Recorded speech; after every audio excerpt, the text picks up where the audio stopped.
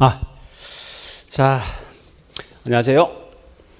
자, 오늘 수업은요, 우리 알고 있듯이 이 코로나 때문에 실제 같이 수업을 못하고, 그 다음에, 자, 동영상을 가지고 대체하겠습니다. 자, 오늘 할 게 뭔가 하면 감정평가예요. 그래서 감정평가를 보시는데, 우리 책을 보니까 어디 보시는가 하면요. 자, 책에 70페이지요.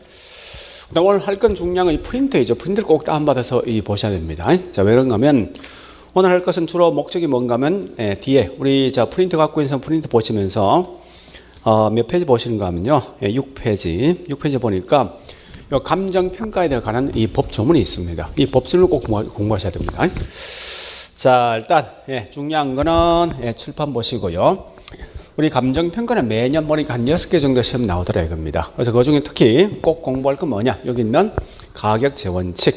두 번째 보니까 지역 분석과 개별 분석. 그 다음에 감정평가 3방식이 있습니다. 각각 한 문제 시험 나온다 생각하시면 될 거예요. 그래서 원가 방식이 있고, 그 다음에 비교 방식이 있고, 그 다음에 세 번째 수익 방식이 있습니다. 그 다음에 그 외에 보니까 물건별 감정평가 있을 것이고, 마지막 보니까 여기는 가격 공시 제도가 있습니다. 그래서 이 중에 특히 여기 있는 이 두 개는 굉장히 쉽습니다. 쉬운데 거의 여기서 매년 한 개 또는 두 개를 꼭 시험 나오니까 이건 꼭 공부하셔야 돼요. 그리고 앞에 있는 이도 되게 쉽거든요. 그래서 자, 일단 이렇게 공부하자고요. 요 네 개를 공부하시면 적어도 요 네 개 중에 최소한 3개를 맞출 수 있다 이겁니다. 그리고 요 감정평가 3방식이 있는데 각각의 방식마다 보통 이게 한 문제가 시험 나온다 생각하시면 될 겁니다. 아마 이제 공부해 보시면 알겠지만은 원가 방식은 꼭 공부하셔야 됩니다. 그 다음에 요 비교 방식 실제 시험 나와요. 거의 대부분 다 계산 문제 보통 시험 나오게 되어 있습니다. 그 다음에 수익 방식이 공부하려면 굉장히 많다는 거예요. 그래서 이건 지금 하지 말고 나중에 제가 한번 정리할 건데 우리 4월 달 가면 정리할 겁니다. 그때 보시고 지금 그냥 수익 방식 넘어가시라고. 왜냐하면 실제 이 수익 방식 대부분 다 이 통계 기법을 쓰고 있으니까 조금 쉽지는 보면 안 될 거거든요. 그래서 자, 일단 우리 이번 1월 달에 공부할 때 어디에 포인트를 두는가 하면 여기 있는 요 4개 있죠. 요건 다음에 할 거고. 자, 요 3개의 어떤 포인트를 두고 공부하시면 될 겁니다. 자, 그래 보시면서 그리고 우리 제일 먼저 이제 만약에 시험 나왔을 때 앞에 있는 여기 총 7개 중에서 뭐 있습니까? 거의 매년 보는 5개 또는 6개 시험 나오게 돼 있는데 만약에 5개 난다면 그 중에서 나머지 1개를 보통 어디서 나오냐? 지금 하고 여기 있죠? 요 내용 시험 나오게 돼 있으니까 요걸 좀 잘 좀 정리해 보자고요. 자, 일단 첫 번째 우리 한번 물어볼게요. 이 건물을 평가할 때 1년 전에 평가할 때 현재 평가할 때 이 건물 가격 같습니까? 분명히 다를 거 아니에요. 그래서 항상 중요한 것은 감정평가 보고서에 반드시 기재할 내용이 있습니다. 이 물건 몇 년도 몇 월 며칠 날 평가해서 그 날짜를 꼭 기재되어 있다고. 그러면 결국 이 말은 뭐 있습니까? 이거 아닙니까? 감정평가된 가격은 어떤 특정한 시점에 있는 가격이다. 이때 이 시점 가격인데 어떤 시점 가격이 이게 시험에 꽤 나온다고요. 나오는데 꼭 알 건 이겁니다. 우리 보통 보니까 이제 현재 시점의 용어를 꽤 많이 쓰는데 꼭 기억할 건요. 이 현재란 말은 참 쉽지만 우리 보는 사람 따라 분명히 달라진다는 거예요. 우리 한번 생각해 보자고요. 의뢰인이 보는 어떤 현재 개념과 평가사 보는 어떤 현재 개념과 그 다음에 감정평가 보고서를 읽는 입장에서 어떤 현재 개념은 다 틀리겠다. 그죠? 그래서 자, 결론. 앞으로 감정평가에서 무조건 현재 시점 나오죠. 이건 다 틀린 겁니다. 그러니까 현재에 대한 개념이 명확한 개념이 없다는 거예요. 따라서 꼭 아실 건 뭔가 하면 감정평가된 가격은 기준 시점 가격이 있을 때 현재 시점을 쓰면 틀린다는 거예요. 자, 요걸 좀 기억하시는데 그러면 현재 기준 시점 언제가 나 있는데 자, 우리 프린트에 보니까 7페이지요. 자, 그 7페이지 보니까 우리 다시, 6페이지. 자, 6페이지 보니까, 자, 제2조에 보니까 2호 있죠? 2호. 기준 시점이란 것은 대상 물건의 평가액을 결정하는 기준이 된 날짜다. 이 말 꼭 기억하시고요. 그럼 이때 보니까 우리가 알고 있는 기준 시점 언제 정할 것인가? 이게 중요한데. 자, 이건 우리 책이 어디 있는, 저기 프린트를 보셔야 됩니다. 보는데, 어디 보시는가 하면요. 자, 쭉 넘어가서 잠시만요. 자, 일단 여기 보듯이 뭐 있습니까? 기준 시점은 가격 조사 완료를 하는데, 이걸 제가 먼저 설명드리고 있죠. 그 다음에 나중에, 자, 다시 어디 보는가 하면, 자, 7페이지, 우리 프린트 7페이지 8조. 자, 8조 2항요. 8조 2항의 내용이 꽤 중요합니다. 한번 읽어볼게요. 자, 기준 시점은 대상 물건의 가격 조사 완료한 날짜를 한다. 그 말 꼭 기억하셔야 됩니다. 그러면서 다만 기준 시점 미리 정하셨을 때는 그 날짜가 가격 조사에 가능한 경우에만 평가할 수 있습니다. 자, 이 말 꼭 기억하시라고. 다시 할게요. 절대 우리 기준 시점은 의뢰한 날도 아니고 또 평가 보고서 작성한 날도 아니고 또 가격 조사를 시작한 날도 아니고 가격 조사 완료한 날입니다. 완료한 날짜에 평가하는데 다만 그 시점이 미리 정해진 경우가 있습니다. 이때는 가격 조사가 가능한 경우에만 평가할 수 있다 이 말이에요. 자, 이게 무슨 말이냐 이런 겁니다. 다시 보세요. 자, 이 땅이 현재 농지인데 국가에서 발표했습니다. 야, 이 땅 앞으로 2년 후에 상업으로 용도가 변경되어진다라고 지금 발표하자마자 땅값 뭡니까? 올라가죠. 그죠? 이 말은 현재 이 땅 뭐로 평가해야 됩니까? 상업용 평가해야 되죠. 그죠? 자, 그런데 이걸 갖다 이 공표한 날이 언젠가 하면 2020년 2월 21일 날 공표했답니다. 그런데 자, 다시 보세요. 의뢰인이 이 땅을 갖고 의뢰인이 뭐라 했는가 하면 야, 이 물건 좀 평가해줘 라고 의뢰한 날이 있습니다. 의뢰한 날이 보니까 2020년 1월 20일 날 의뢰했다고요. 그래서 그럼 결국은 평가상 이건 뭐지? 해서 조사를 마음입니까? 조사를 갖다가 시작할 거 아니에요. 그래서 시작한 날이 어딘가 하면 1월 30일 날. 자, 이제 실제 평가사 와서 뭐 있습니까? 각종 공부 띄워보고 또 현장 답사 해보겠다죠. 해서 조사가 완료된 날이 언젠가 하면 여기에 보니까 2월 16일입니다. 그래서 이걸 가지고 이제 뭐 있습니까? 평가를 시작했죠. 평가를 딱 시작한 날이 언젠가 하면 2월 20일이었다고. 그래서 시작이 완료된 날, 평가 완료된 날이 있습니다. 여기에 보니까 2월 29일이었다고. 28일요. 그 다음에 이 평가 보고서 작성해서 평가 보고서를 갖다가 제출한 날이 언젠가 보니까 이게 3월 6일이었습니다. 자, 그러면 물어보죠. 이제 이때 이 평가 보고서를 본 의뢰인은 이 물건이 과연 뭐로 평가되어 있을까 하는 거예요. 이게 농지로 평가되어 있을까 아니면 상업용으로 평가되어 있을까 하는 거예요. 우리 한번 물어볼게요. 평가사가 이 물건 평가할 때 내가 확인한 내용만 평가해야 됩니까? 원칙은 확인치 못한 것도 평가할 수 있습니까? 원칙은 그죠? 내가 확인한 건 평가가 되어 있다고. 자, 확인은 언제까지 했습니까? 그러죠. 조사가 완료된 날짜까지는 분명 확인했다는 거예요. 거의는 뭐 있으면 여기 있는 나와 있는 이 공부 각종 어떤 공부 자료 등을 통해서 그냥 평가 시작했다는 거예요. 따라서 결론 가볼게요. 따라서 이 말은 뭔가 하면 우리 항상 감정 평가는 의뢰한 날도 아니고 또 조사를 시작한 날도 아니고 조사를 완료한 날이 있죠. 완료한 날로 평가가 되어 있습니다. 이 말 꼭 기억하시면서 다만 미리 정해진 경우란 말 뜻이 뭐냐 이런 경우 있습니다. 의뢰인에 보니 우리 학원 건물 있죠. 이 학원 건물 가지고 뭐 있습니까? 야, 1년 전에 있는 상을 평가해 둘라 했을 때 평가할 수 있다는 거예요. 또는 1년 후에 이 건물을 제가 철거하고 어떤 다른 형태의 건물을 지을 건데 과연 타당성이 있냐 없냐 이런 미래상도 분명 평가할 수 있다는 거예요. 그런데 자, 다시 볼게요. 아마 우리 학원에 대해서 1년 전에 있는 상황은 각종 어떤 공부 등을 다 조사할 수 있다고요. 그런데 이런 경우 있습니다. 이 땅을 갖고 있는 분이 보니까 50년 전에 있는 상을 평가해 둘래. 그럼 50년 전에 그때 있는 상을 다 내가 조사할 수 있습니까? 못하는 거죠. 그런 건 평가해서 안 된다는 거죠. 이 말은 뭔가 하면 날짜가 현재, 과거, 미래 정해진 경우는 다만 그 물건에 대해서 조사가 가능한 경우이지 가능하지 못하면 평가를 할 수 없다는 걸 좀 기억하시라고요. 됐죠?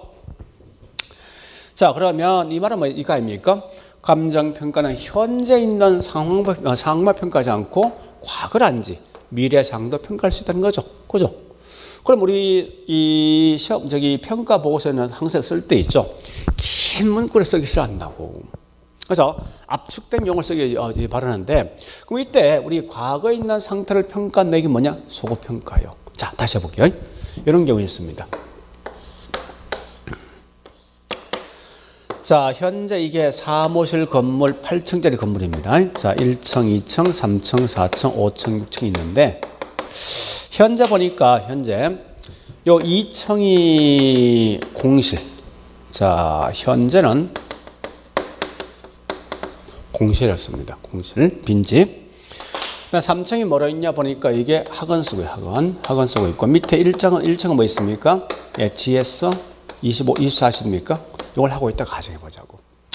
그럼 소급이란 말 뜻은 뭔가 하면, 요 2층이 우리 1년 전에 이 과거에, 지금 현재 공실인데 2층이 보니까 과거에 이게 술집하고 있단 말이에요. 그러면 소급이란 말 뜻은 뭐 있습니까? 과거에 있는 이 술집하고 있는 상태를 평가해야 될 이 말이죠.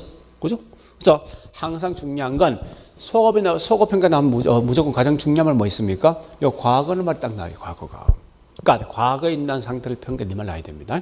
그 다음에 현재 있는 상황을 그대로 평가한다. 이게 현황인데, 현황은 현재 있는 상황이라는 준말입니다. 자, 다시 볼게요.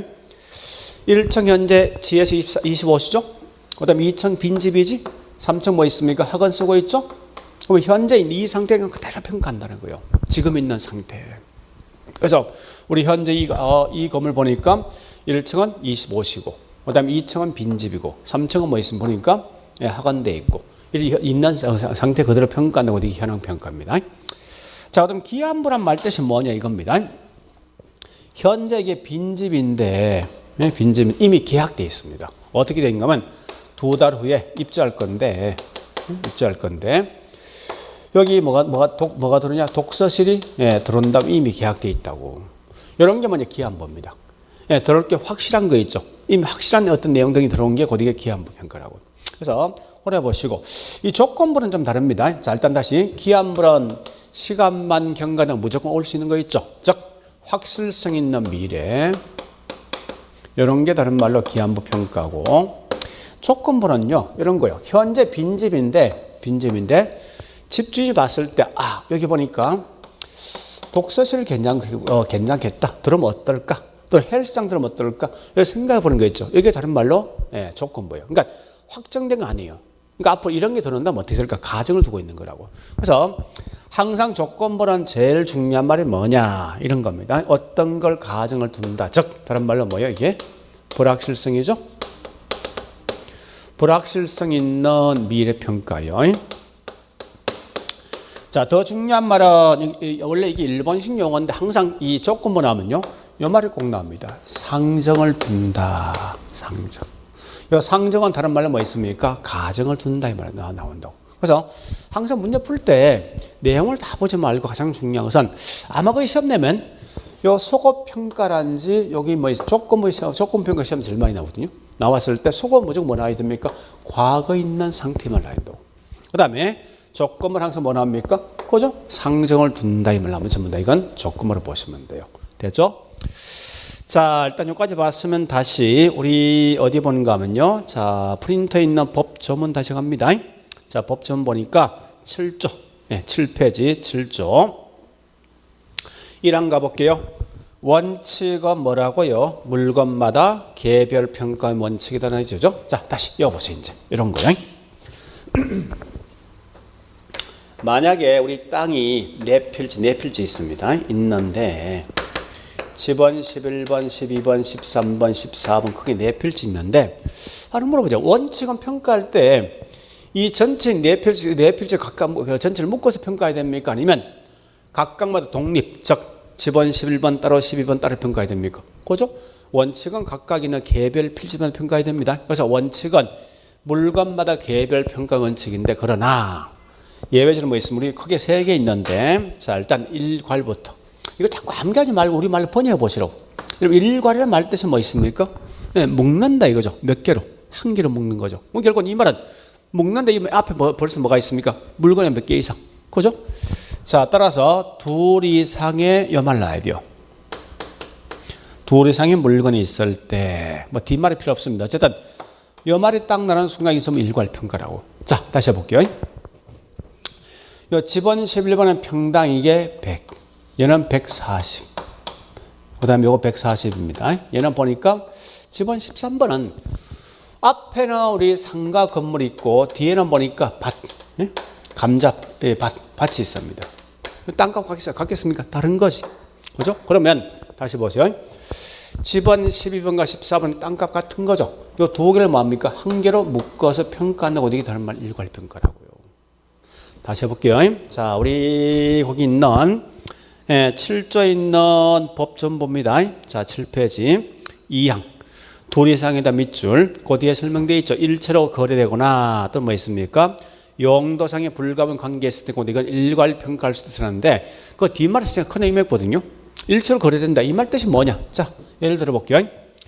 원칙은 토지와 건물은 동일한 부동산입니까? 별개입니까? 별개죠. 그래서 원칙은 토지 따라 건물 따라 평가가 돼 있다고. 그런데 우리 가끔 보니까 이 복합 부동산 전체가 하나로 매매되는 경우 있죠.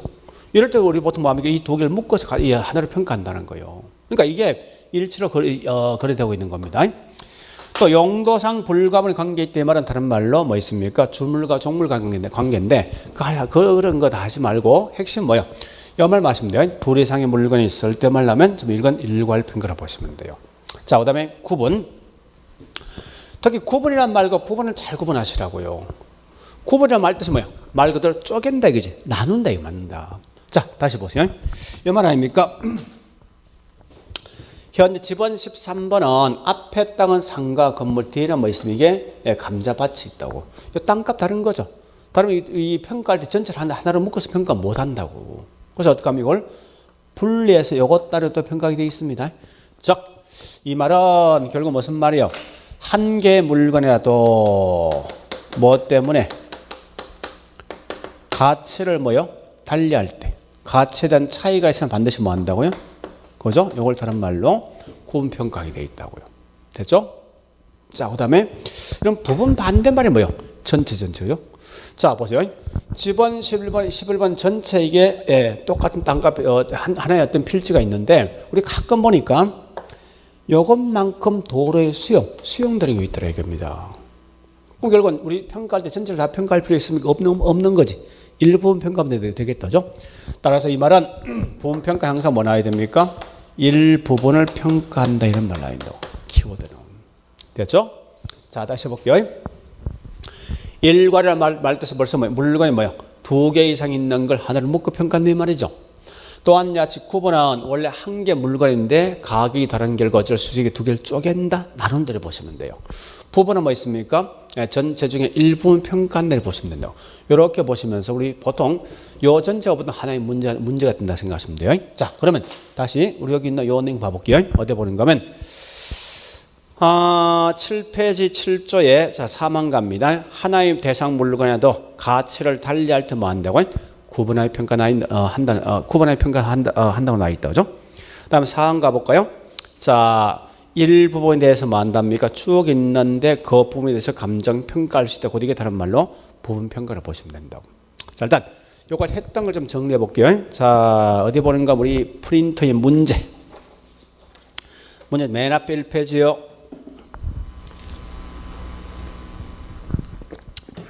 자, 1번 기준 시점은 대상 물건에 꼭 기억하셔야 됩니다. 가격, 조사, 완료한 일로 한다고 하죠.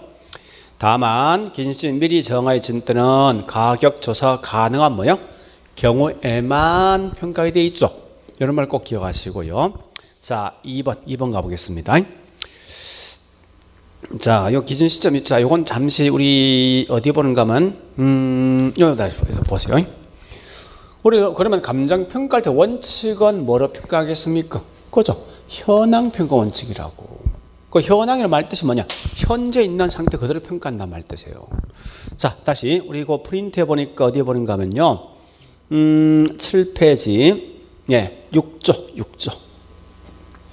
현황 기준 원칙이 있습니다. 현황 기준 원칙. 자, 현황 기준 원칙 보니까 나와 있는 게 뭐라 있습니까? 대상 감정 평가는 기준 시점의 대상 물건의 이용 상황, 관료석의 통과 및 공법상 제한을 받는 상태를 기준한다. 이 말 뜻이 뭐예요? 우리 학원 현재 보니 3층이 현재 빈집이랍니다. 그 다음에 4층이 뭐냐 학원 돼 있어. 그 다음에 2층이 뭐냐 보니까 예, 우리 아까 보니까 예, 2층이 만약에 저기 있는 예, 술집이 들었을 때 다 해보자고. 그러니까 현재 있는 성격 형태를 평가한다는 거예요.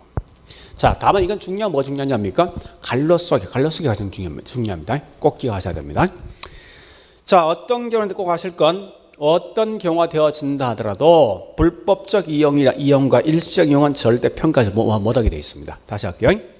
감정평가에서 어떠한 경우가 되어진다 하더라도 불법적 이용과 일시적 이용은 절대 평가하지 못한다. 이 말 꼭 기억하시라고요. 자, 다시 그래서 이 말 봤으면 다시 1페이지 프린터. 자, 1페이지 보니까 거기 나와 있듯이 2번요. 평가는 기준 시점의 대상 물건의 이용 상황, 주어가서 및 공법상 제한을 받는 상태인데 항상 갈로 쓰게 뭐 있습니까? 불법적 이용과 그 다음에 일시적 이용은 예, 제외한다. 이 말 꼭 기억하셔야 됩니다. 자, 그 다음에 3번 가보겠습니다. 3번에 쭉 가는데 자, 칠판 보시고 이런 건 나면 제일 더 뭘 보는가 하면 이런 키워드를 찾아가세요. 자, 과거 나면 소급이죠. 현재 나면 현황이고 그 다음 뭐 있습니까? 이런 말 찾아가시라고. 자, 가보니까 뭐가 있습니까? 쭉 보니까 예, 나와 있는 게 예, 첫째 줄 끝에 새로운 상황의 발생을 상정에다 밑줄. 상정하면 결국 무슨 평가입니까? 조건부 평가죠. 그 다음 4번 가보겠습니다. 4번 보니 앞에 뭐 나와 있습니까? 과거에 대한 밑줄. 과거는 무슨 평가? 소급 평가죠. 그 다음에 5번 쭉 가보니까 두 필지 이상. 자, 2개 이상이죠? 무슨 평가? 일괄 평가한다. 자, 그 다음에 저기 있는 예, 6번 보니까 일체로 이용되고 있는 물건의 일부만, 이 말은 뭐야? 일부만 평가하는 거지. 이게 무슨 평가? 부분 평가. 그죠? 그 다음에 예, 7번 가보겠습니다. 하나의 대상 물건에도 가치를 달리하면은 결국 뭐 한다고요? 예, 이걸 달리하면 구분하여 평가하는 거죠. 따라서 이건 다른 말로 무슨 평가? 구분 평가. 이렇게 보시라고요. 자, 할 수 있겠죠? 요것만 딱 정리하시면 돼요. 여기까지 했던 걸 가지고 우리 잠시 자, 책 가보겠습니다. 자, 책에 우리 기본서 보니까 쭉 넘어가서 어디 보는가 하면요. 475페이지 맨 밑에 큰 2번 업무 기술다는 분류가 있죠. 양걸 1번 전제조건에 따른 분리인데 동그라미 1번 현황 평가는 가장 중요한 말은 첫 번째 줄 끝에 뭐 있습니까? 현재 상태대로 평가한다 밑줄. 뒷장 가볼게요. 2번 가보겠습니다. 2번도 조건부는 가장 중요한 말은 첫째 줄 끝에 예, 새로운 상황의 발생을 상정이다 밑줄. 3번은 기한부는 뭐 있으면 확실한 경우 밑줄. 4번은 소급 평가는 뭐 있으면 과거에다 밑줄. 그래 보시면서 그 다음에 우리 밑에 보충학습에 오니까 중요한 말은요. 큰 2번 기준 시점에 대한 관한 규칙이 있는데 자, 우리 기준 시점 거기 중요한 말은 뭐 있어요? 2항. 자, 원칙은 대상 물건의 가격 조사 완료한 날짜 밑줄. 3항 뭐 있어요? 다만 쭉 가서 가격 조사 가능한 경우에만이다 밑줄. 자, 그 다음에 477페이지요. 큰 3번 감정평가에 관한 규칙상 분류, 즉 감정평가상 분류인데 갈로 2번 일괄평가 앞에 둘 이상의 더 밑줄. 그 다음에 3번 구분평가는 뭐 있습니까? 하나의 대상 물건에도 가치를 달리하는 부분, 여기까지 밑줄. 그 다음에 갈로 4번 부분평가도 중요한 말은 첫 번째 줄 예, 중간쯤 일부분에다 밑줄. 예, 그 정도 하시면 된다는 거예요. 자, 그 다음에 이제 책 넘어갑니다. 예, 쭉 넘어가서 우리 책 보니까 예, 설명이 있는데 480 거기 2페이지 있네요. 자, 요거는 어디를 보는가 하면 자, 우리 프린터 봅니다. 예, 자, 6페이지. 자, 일단 여기 보세요.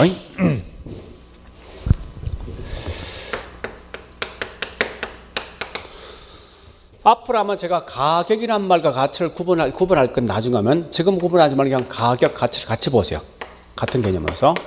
그래서 가치에 대한 종류 또는 가격에 대한 종류가 있는데 자, 일단 첫 번째 뭘 보는가 하면요. 이거부터 합니다. 어디에 보는가 하면은 예. 7페이지 5조. 자, 5조 1항과 2항. 자, 1항 가보겠습니다. 항상 우리 법조문을 제가 보는 목적은 이 법조문만 잘하시면 우리 평가에서 무조건 3문제를 맞추게 돼 있다고, 이게. 그래서 여러분 특히 뭐 있습니까? 얘는 이 법조문 잘 공부해 오셔야 됩니다. 자, 거기 있는 5조 보니까 1항 가볼게요. 뭐라 했습니까? 대상 물건의 감정평가이건, 뭐라 한다? 시장 가치. 즉, 이 말은 원칙은 뭐라 한다고요? 시장 가치로 평가한다. 이 말이죠. 그런데, 자, 2항 가볼게요. 2항 보니까 이래서 놨죠? 내용 중에서. 1항에도 불구하고 다음에 각 호의 어느 하나에 해당되는 경우에 대상 물건의 평가액을 뭐라 한다고요? 시장 가치 외의 가치로 평가할 수 있다는 거죠. 자, 다시 할게요. 보세요. 이제 우리가 알고 있는 가격에 대한 종류는 크게 2개 있습니다. 2개, 첫 번째 시장 가치거든요. 두 번째 예외적 시장 가치 외의 가치 있는데, 한번 번역해 볼게요. 원칙은 시장에서 매매되는 가치를 평가해 주려는 거예요. 그러면 자, 우리 이런 건물 같은 거, 이런 건 지금 시장에 매매되고 있는 거죠. 그런데 우리 가끔 보니까 이런 경우가 있습니다. 학교, 관청, 교회, 사찰 등은 뭐 시장에서 매매되고 있습니까? 이거 안 되는 거 아니에요. 그럼 어떻게 해야 됩니까? 시장에 매매되고 있지 않는 결과 시장 가치 이외의 가치를 평가해 두려는 거예요. 이런 말 좀 기억하시고, 두 번째, 그러면 이 시장 가치에 대한 개념 우리 과거에 한 3번 시험 나왔거든요. 자, 다시 어디를 가는가 하면 2조. 자, 다시 6페이지. 자, 2조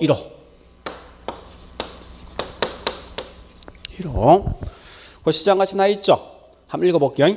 감정평가 대상이 되는 토지 등, 즉 대상 물건이 통상적인 시장에서 충분한 기간 동안 거래를 위해서 공개된 후 그 대상 물건 내용에 정통한 당사자 사이에서 신중하고 자발적인 거래가 있을 경우에 성립될 가능성이 가장 높다고 인정되는 가격이 뭐냐고, 이게 다른 말로 시장 가치란 거예요. 자, 요거 시험 꽤 많이 나오는데, 자, 보세요. 내용을 다 암기하지 말고 기억하시면 돼요. 자, 무슨 말인가 한번 읽어보시라고. 무슨 시장에서? 통상적인 시장에서. 설명이 쭉 들어옵니다. 이렇게 시장에서. 그 다음 뭐가 있는가 하면요. 거기 중요한 말은 성립될 가능성이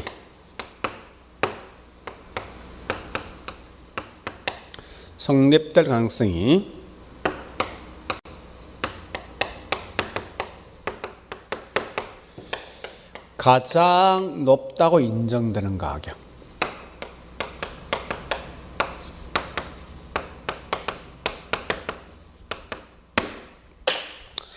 요 2개만 딱 기억하시라고요.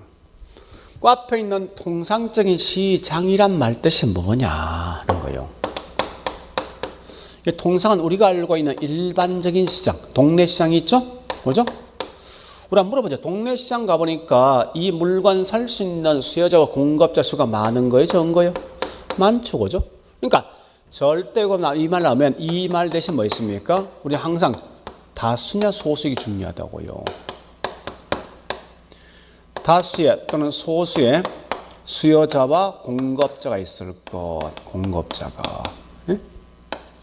하는데 우리가 알고 있는 일반적인 시장은 반드시 다수의 수요자, 다수의 공급자 있는 시장입니다. 절대 소수의 수요자, 소수의 공급자 있는 시장 아니라고요.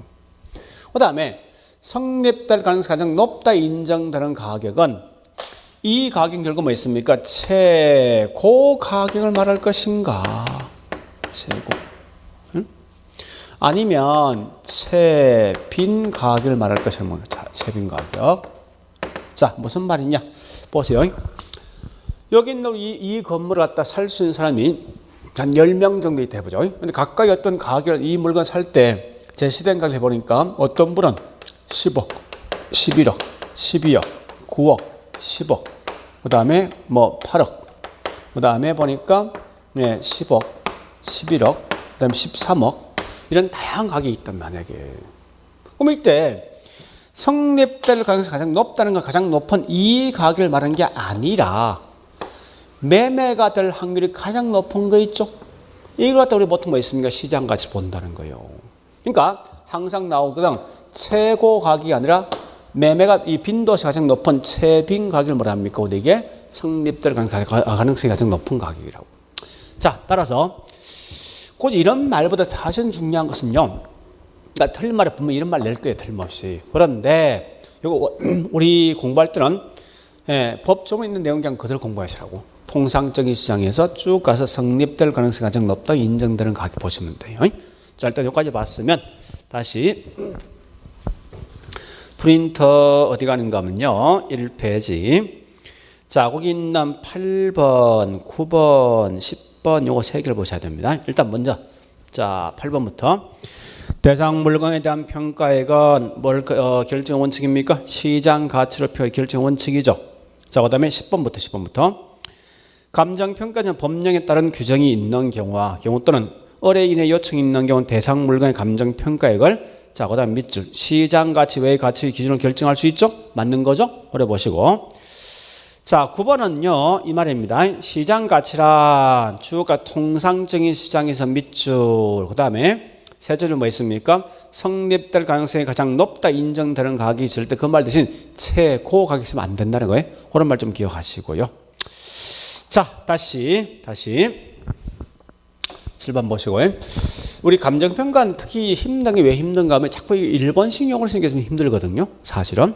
자, 요 가격 형성 요인은 뭐냐? 우리말로 번역하면 이 말입니다. 대상 부동산 가격에 영향을 주는 요인이 뭐가 있냐? 이 말입니다. 우리 학원 건물 가격에 영향 줄 수 있는 요인이 뭐가 있을까 묻는 거예요. 우리 한번 생각해 보세요. 자, 이 건물 자체가 5층이냐 8층이냐 또 지어진 지 5년 됐냐 10년 됐냐 10년 되었냐 이 물건 자체도 분명히 가격 영향 주겠지만 이 주변 환경이 있죠. 그죠? 도로가 있는데 몇 차선이냐 또 여기 현재 이 주변 지역이 상업적이냐 이런 지역 요인도 영향 주더라 이겁니다. 또한 우리나라에 있는 어떤 경제 상황도 분명히 영향 주게 돼 있습니다. 우리나라에 있는 경제 상황을 보통 뭐라 하냐 다른 말로 일반 요인인데 그래서 자, 이거 굳이 암기하지 말고 이렇게 보시라. 내 부동산 가격에 영향 주는 요인 묻는 거예요. 힘든 분은 요 앞말만 암겨버리라고. 이렇게. 자, 요 내용을 우리 아마 어디 있는가 하면요. 6페이지 보니까 2조. 거기 2조에 보니까 4호 있죠? 관심 있을 거예요. 그죠? 자, 일반 요인과 지역 요인, 개별 등이 있다. 요거 아시면 돼요. 그 다음에 요 가격 발생이 뭐냐? 그래서 그 결과 이 물건 5억 간다, 3억 간다 이 말이에요. 그럼 물어보죠. 사람들이 훨씬 더 필요한 것은 공개물입니까? 아니면 다이아몬드입니까? 네? 훨씬 더 필요한 결국 공개물이죠. 근데 실제 훨씬 더 비싼 가격이 존재하는 건 누굽니까? 다이아몬드 아닙니까? 그럼 우리 공개가 훨씬 더 필요한데 왜 다이아몬드 훨씬 가격이 더 비쌀까 하는 거예요. 뭐 때문에? 희소성 아닙니까? 자, 이 말이에요. 이러한 요인 때문에 결국은 똑같은 땅인데 지역마다 위치에 따라 가격이 달라진다 이겁니다. 그래서 첫 번째 말입니다. 얼마나 그 땅이 희소할 것인가? 또 여기 있는 내가 그 땅을 살 능력이 될 것인가? 또한 이 물건이 나한테 어떤 큰 만족, 효용이 있을 것인가? 마지막 보니까 이런 물건이 매매가 가능할 건데 이런 굳이 이거 4개를 암기할 필요는 없습니다. 자, 다시 해볼게요. 자, 이건 굳이 암기하지 말고 단지 알 건 뭐냐? 이 말이 가격이 발생하기 위해서는 요 4가지 모든 요건이 충족될 때 가격이 발생할 것인가? 아니면 이 4개 중에 단 한 개라도 요건만 충족되면 가격이 존재할 것인가 묻는 거예요. 자, 다시 해볼게요. 자, 지구 밖에 있는 달이 있죠?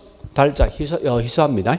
또 내가 워낙 부자니까 그 달을 살 수 있다면 즉 살 능력이 된다는 거예요. 또 나한테 굉장히 만족이 큽니다. 근데 왜 현재 본 달은 가격이 없냐는 거예요. 왜 무인도 있는 땅 가격이 없을까 하는 거예요. 자, 그 달 관련되어 있는 소유권이 있습니까? 없죠. 그죠? 그와 같이 매매가 되지 않는 결과, 즉 이전세 그 말입니다. 소유권 등이 이전되는 거예요. 매매가 되지 않는 결과 결국 뭐 있습니까? 이 다른 가격이 없더라 이겁니다. 자, 결론.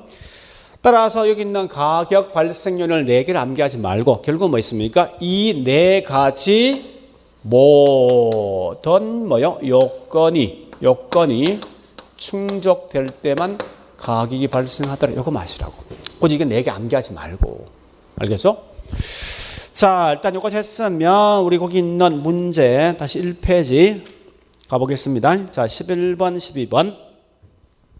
11번. 가격 발생 요인은 그 4개를 보지 말고 결국 뭐요? 예, 모두 충족될 때 가치 발생 이런 말만 기억하시라고요. 그 다음에 12번요. 끝에 일반 지역 개별 밑줄. 자, 일찍에 그죠? 이와 같은 거 뭐라고요? 가격 형성 요인 되겠네. 자, 일단 요거까지인데요. 자, 잠시 후까지 했던 걸 좀 책에 있는 내용을 좀 정리하겠습니다. 어디 보는가 하면은 482페이지 맨 밑에 보면 가격에 대한 종류가 있는데 그 중에 뭐 있습니까?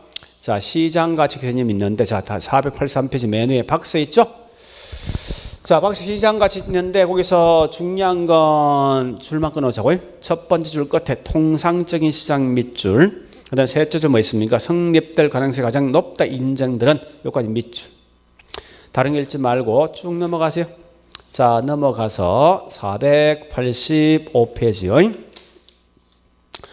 자, 거기 있는 2절 1번 가치 발생연이 있죠. 자, 가치 발생연 첫 번째 줄 보니까 효용, 유효수요, 희소성 등의 3가지라 말 쓰지 못하고 4가지 원래 요 4개거든요.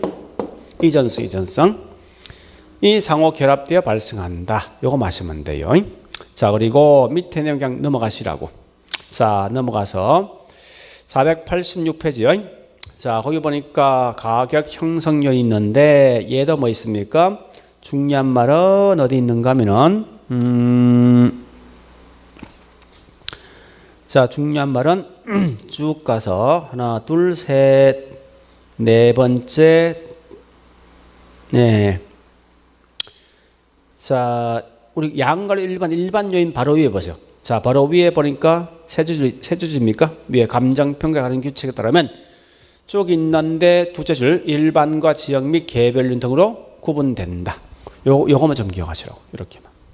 자, 나머지 내용 그냥 넘어가세요. 다 필요 없고. 그 다음에 489페이지 있는 가격 재원칙은 지금은 그냥 넘어갈게요. 넘어가고, 예, 그 정도까지 하시면 되겠네.